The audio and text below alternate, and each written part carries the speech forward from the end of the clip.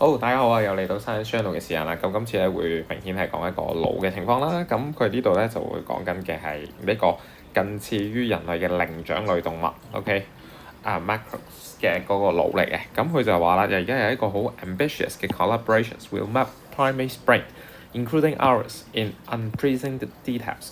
即係好明顯，佢哋係想做一個嘅合作，而佢哋了解緊一個嘅靈長類動物，包括人類嘅腦，而我哋需要一個更加清晰嘅狀態，即係我哋一直都了解緊㗎啦。不過而家就嘗試去提出一個更加清晰嘅狀態，咁就預計會用25年嘅時間嘅。咁啊，了解下嗰個嘅研究背景先啦。咁佢就係一個 global collaborations 嚟嘅，佢叫做 ICPBM 啦。咁就係呢個佢全名 International Consortium for Primates Brain Mappings。咁其實佢點樣做到嗰個清晰嘅程度咧？其實佢就 create a so-called metonic atlas, which would include all cell type, the patterns of gene expression based on RNA transcript and transcriptomes and each cell projections across the brain。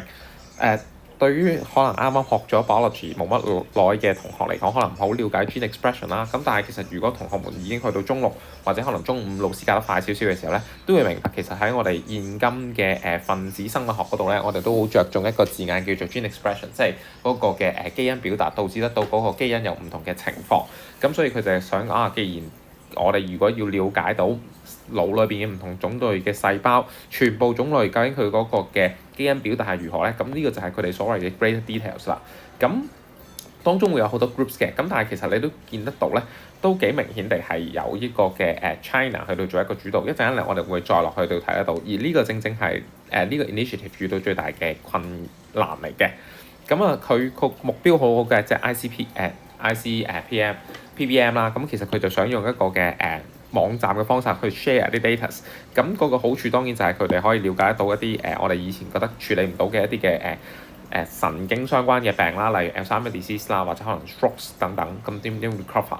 咁但係佢嗰個過程其實就係我哋已經了解到好多例如果蠅啦，或者可能係斑馬魚嗰個大腦。不過我哋其實要去了解呢啲咁樣簡單啲嘅大腦咧，其實都唔係去到了解緊一個較為複雜，例如靈長類嘅大腦啊嘛。咁所以點解佢哋就會去到做一啲擁喉啊，或者可能短尾喉啊等等嘅情況。咁但係其實從近似嘅嘢咧，US 佢哋嘅Brain Initiative 咧，其實都有做嘅。咁但係正正就見得到有中國啦，又有美國呢兩個地方嘅時候咧，咁你見得到其實就一定會有啲爭拗嘅，因為現實世界就係呢兩個國家係有爭拗啊嘛。咁當然中國係好強大嘅。咁 Quantic is quickly developing technologies that could speed up single-cell transcriptome analysis for larger brains。即係你亦得好細個腦，咁你可能即係30個細胞你要做晒佢，咁當然相對嚟講簡單啲，比300個、3萬個等等。咁而家中國其實就正正係有呢個技術，咁就係叫做Stereo Cell 啦。咁其實就係一個深圳嘅一個 group 去到去做嘅。咁你都見得到啦，當你一個咁嘅 group 係喺深圳 base 嘅時候，咁你當然成個 initiative 都一定係即係較為靠攏去中國啦。咁如果靠攏去中國嘅話，咁亦都預計得到即係美國當然會唔係好高興啦。咁所以但係即係中國去到帶領成個嗰個嘅global initiative 嘅時候，咁佢都會講到即係 its scientists also face field regulations barriers to invasive procedures in living monkeys。即係你始終都要插啲嘢落去隻猴子上面，你先可以了解得到佢嗰個腦㗎。咁但係當然啦 ，ICPBM 亦都係滿足得到晒我哋而家嘅一啲嘅要求。咁但係而家嘅由多邊主義啦變成單邊主義啦，咁所以 isolationism many countries are embracing， 咁絕對會影響緊呢一個嘅 initiative 嘅。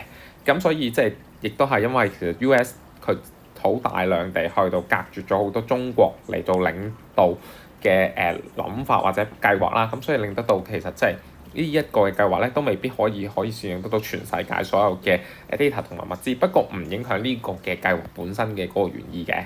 咁所以我哋嗰個 data title 就係 Ambitious collaborations will map primates brain, including ours, in unprecedented details。其實佢呢篇 article 係講咩咧？其實就係講緊佢有一個嘅 global collaborations named the International Consortium for Primates Brain Mapping (ICPBM) 啦。It aims to collect gene expressions, that is the RNA, for primates with all cell types. An importance of this project is profit sharing and potential treatments to diseases. Similar projects are also led by the US, that is the NIH Brain Initiatives. A key technology of ICPBM is single-cell sequencing platform, which is held by a Shenzhen-based company。即係我哋成日都講，即係科學嘅發展應該會同科技係有密不可分嘅關係。咁而家正正就係有呢個科技喺呢個深圳嘅嗰個公司嗰度咧，令到呢一個嘅科學係可以嘗試推進嘅。How is it related to me? NOS is not a concept in textbook. It is a factor hindering science。咁NOS 亦都即係全名即係 Nature of Science 啦。咁其實都會喺biology 嘅書本啦，都會有提及到嘅。咁因為呢個 curriculum 要我哋教啊嘛。咁但係其實即係可能同學都會覺得純粹係一個 curriculum 上邊嘅句子啦。咁我將書裏邊嘅冚唪唥嘢背晒佢咪 OK 咯。咁但係其實呢啲咁樣嘅活生生嘅現實發展嘅情況咧，你會見得到 NOS 其實點樣影響得到成個科學嘅發展。How is it related to society? By knowing more about primate brain, we should be one step closer to those incurable diseases。即係當然我哋仲有好多嘅病痛嘅，咁但係即係如果我哋了解得到我哋大腦多啲嘅話，相信亦都可以將一啲曾經不可治愈嘅疾病咧變得可以係治愈得到嘅。咁今次嘅分享去到咁多先啦，下次有機會再見，拜拜。